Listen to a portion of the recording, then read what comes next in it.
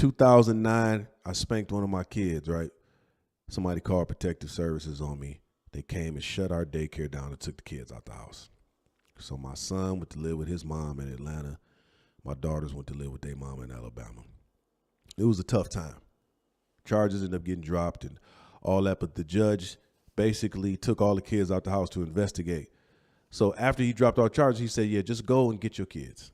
I was like, man, come on, I need an order. You sent them there. I need an order to get them back. He wouldn't give an order. So basically, I'm fighting to try to find my kids now. And I ended up finding my son was like secretly calling me from Atlanta, like, man, Dad, where you at? When you coming to get me? When you coming to get me? He was trying to come home. I couldn't find him. I would go down there, couldn't find him, didn't know where he was. And I remember one day he called me and told me what school he was at.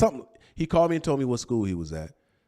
And I had plans on going out to the school. And then a few days after that, his mom called me like, yeah, you can come pick him up, but you got to meet me here. It was all these stipulations. It sounded like she was trying to set me up. I didn't really believe it. Right. So I remembered the phone call with my son. Like I remember him telling me where his school was. So dog, I flew down to Atlanta.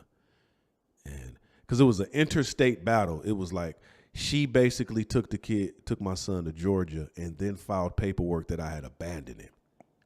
Right. Even though in Michigan, they allowed her to take temporary custody while they was researching what was going on.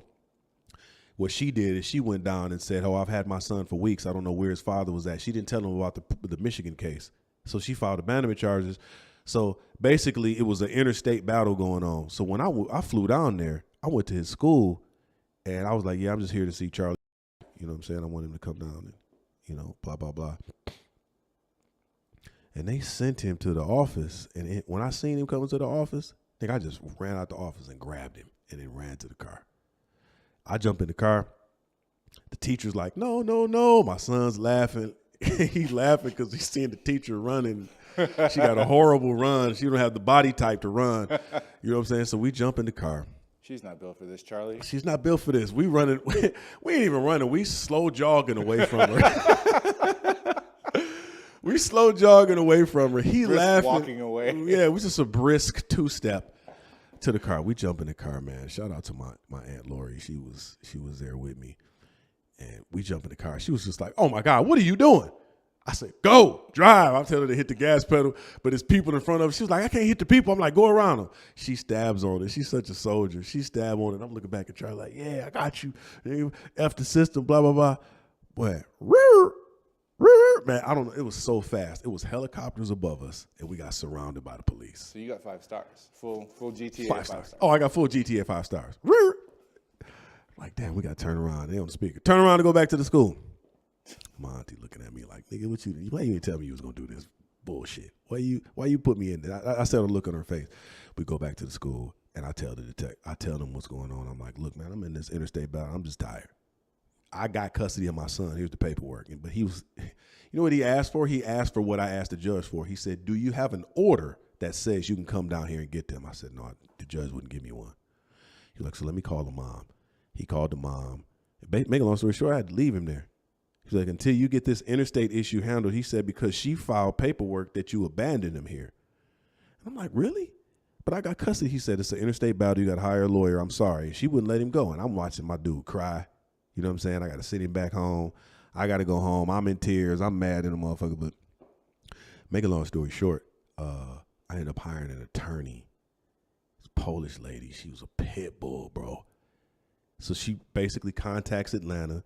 Then she gets in touch with the Michigan court. She gets a trial date where the mother has to get on the stand and say, like, why didn't you release?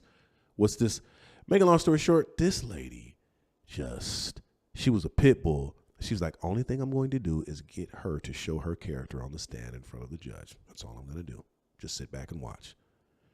Man, she started hitting her with rapid fire questions. Why you this? Why this? Why that? And then she just blew up on the stand. Got the cussing and shit. And then the lawyer looked over at me like, this is what we wanted. Make a long story short, they just gave me custody right there on the spot. The judge was like, I'm ordering you to return Charlie to his father immediately. You got 48 hours. We'll be issuing a warrant for your arrest and this and this and this and this. And I'm just sitting there like, whew. And we're going to actually order you to pay support too after you send him back. I remember seeing my son. Matter of fact, he was there a day later, man, and we must have just hugged and cried for like 10 minutes, man, because he had been calling me every day, and I was like, Charlie, this is your opportunity for you to build a relationship with God, because he was like 8 or 9. He was just like, Dad, I don't understand why I can't just come be with you. Why? What is going on, Dad?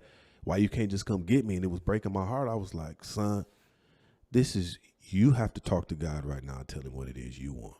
I said, because I'm doing everything I can on my end, but I need you to pray and tell God what you want, and you keep praying until it happens. So, because I realized this was not just about what I was going through, but this was a journey in his faith walk as well. Right. Man, I ended up getting custody back, a little dude, man. It was such a great victory.